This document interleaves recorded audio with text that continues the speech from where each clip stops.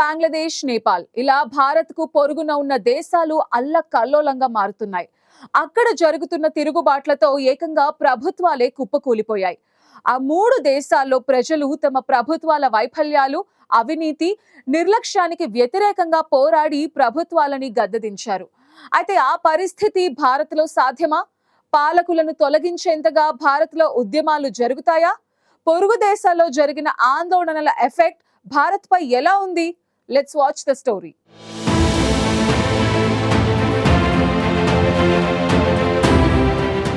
భారత్ పొరుగు దేశాల్లో జరిగిన ఆందోళనలు ఆ దేశాన్ని కోలుకోలేకుండా చేశాయి. ముందుగా శ్రీలంకలో తీవ్ర ఆర్థిక సంక్షోభం నేపథ్యంలో ప్రజా ఉద్యమం ప్రారంభమైంది. ఈ సమయంలో శ్రీలంకలో విద్యుత్ సరఫరా లేదు, పెట్రోల్ కొరత, ఆహార ధరలు ఆకాశాన్ని అంటాయి. దీంతో రోజువారీ జీవనం అసాధ్యంగా మారింది. రాజపక్సే కుటుంబం నాయకత్వంలోని ప్రభుత్వం ఈ సమస్యలను పరిష్కరించడంలో విఫలమైంది. ఓవైపు ప్రజలు అల్లాడుతుంటే ప్రభుత్వ పెద్దలు మాత్రం విలాసవంతమైన జీవన శైలిని కొనసాగించారు. ఈ అసంతృప్తి ప్రజలను తిరుగుబాటుకు గురి చేసింది. వేలాది మంది రాజధాని కొలంబోలోని అధ్యక్ష భవనం, ప్రధానమంత్రి నివాసాన్ని ముట్టడించారు. దీంతో అధ్యక్షుడు గొటబాయ రాజపక్సే దేశం వేడి పారిపోయారు. శ్రీలంక ఎగుమతులతో పోలిస్తే డాలర్లలో చెల్లింపులు జరపాల్సిన దిగుమతులు ఎక్కువగా ఉండడం వల్లే ఆ దేశ ఆర్థిక పరిస్థితి దిగజారిందని, అప్పులు చెల్లించేందుకు ఇంకా అప్పులు చేయాల్సిన దుస్థితి ఆ దేశంలో నెలకొందని విశ్లేషకులు చెబుతారు. అయితే పూర్తిగా అప్పులపైనే ఆధారపడడం వల్ల అక్కడ ఆర్థిక సంక్షోభం తలెత్తింది. అయితే ప్రభుత్వం ప్రజలను ఆదుకోవడంలో విఫలమవడంతో వారంతా ఉద్యమించి ప్రభుత్వాన్ని గద్దెదించారు.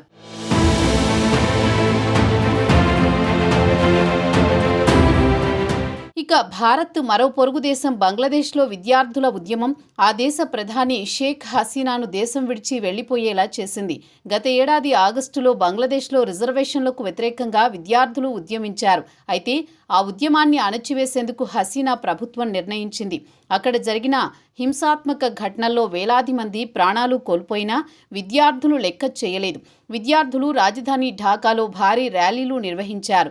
ప్రధాని నివాసం వైపు దూసుకువస్తుండటంతో ఆమె ఆర్మీ హెలికాప్టర్లో భారత్ పారిపోయారు.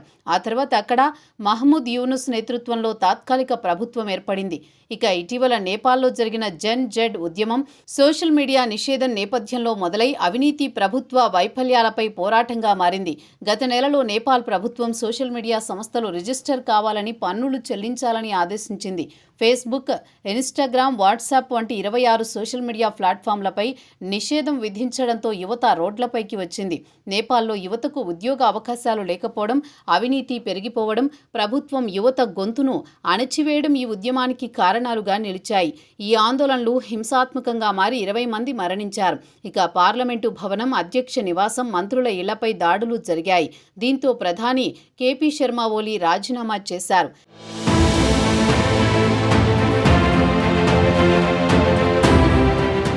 ఈ మూడు దేశాల పరిస్థితులను భారత్తో పోల్చినప్పుడు భారత్లో అలాంటి తీవ్రమైన ఆర్థిక సంక్షోభం, అవినీతి లేదా నియంతృత్వ ధోరణి లేదని నిపుణులు చెబుతున్నారు. శ్రీలంకలో విద్యుత్, పెట్రోల్ కొరత, ఆహార ధరలు ఆకాశాన్ని అంటినప్పుడు భారత్లో ఇంధన సరఫరా, విద్యుత్, ఆహార ధరలు స్థిరంగా ఉన్నాయి. భారత్లో 2024-25లో జీడీపీ వృద్ధి 6.8% అంచనా వేశారు. అంతేకాక భారత్ ఆర్థికంగా స్థిరంగా ఉంది. నేపాల్లో ఉద్యోగ అవకాశాలు లేకపోవడం యువత ఆగ్రహానికి కారణమైంది. కానీ భారత్లో స్టార్టప్లు, డిజిటల్ ఎకానమీ, స్కిల్ ఇండియా వంటి కార్యక్రమాలు యువతకు అవకాశాలను అందిస్తున్నాయి. బంగ్లాదేశ్లో హసీనా యొక్క నియంతృత్వ ధోరణి ప్రజలను రెచ్చగొట్టింది. కానీ భారత్లో ప్రజాస్వామ్య వ్యవస్థ బలంగా ఉంది. ప్రజలకు ఎన్నికల ద్వారా తమ గొంతును వినిపించే అవకాశం ఉంది. బంగ్లాదేశ్, శ్రీలంక, నేపాల్లో జరిగినట్లు తిరుగుబాట్లు భారత్లో జరిగే అవకాశం చాలా తక్కువగా ఉందని నిపుణులు చెబుతున్నారు. పొరుగు దేశాలతో పోలిస్తే జీవన ప్రమాణాలు భారత్లో ఉన్నతంగా ఉన్నాయి.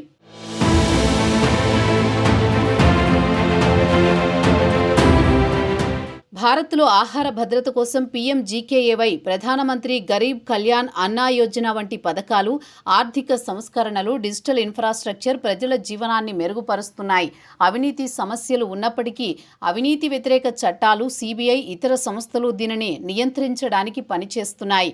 భారత్లో ప్రజాస్వామ్యం బలంగా ఉండడం, ఎన్నికలు, స్వతంత్ర మీడియా ప్రజలకు తమ అసంతృప్తిని వ్యక్తం చేసే అవకాశాన్ని ఇస్తున్నాయి. శ్రీలంక, నేపాల్, బంగ్లాదేశ్లో ప్రజలు చావోరేవో స్థితికి చేరుకున్నారు. కానీ భారత్లో అలాంటి తీవ్ర పరిస్థితులు లేవు. దీంతో పొరుగు దేశాల్లో తిరుగుబాట్లు, ఆయా దేశాల ప్రభుత్వాల వైఫల్యాలు, అవినీతి, నిరంకుశ ధోరణుల వల్ల సంభవించాయి. కానీ భారత్లో అలాంటి తీవ్ర పరిస్థితులు లేవు. బలమైన ప్రజాస్వామ్యం, స్థిరమైన ఆర్థిక వ్యవస్థ మరియు జీవన ప్రమాణాలు భారత్లో అలాంటి ఉద్యమం జరిగే అవకాశాన్ని తగ్గిస్తున్నాయి.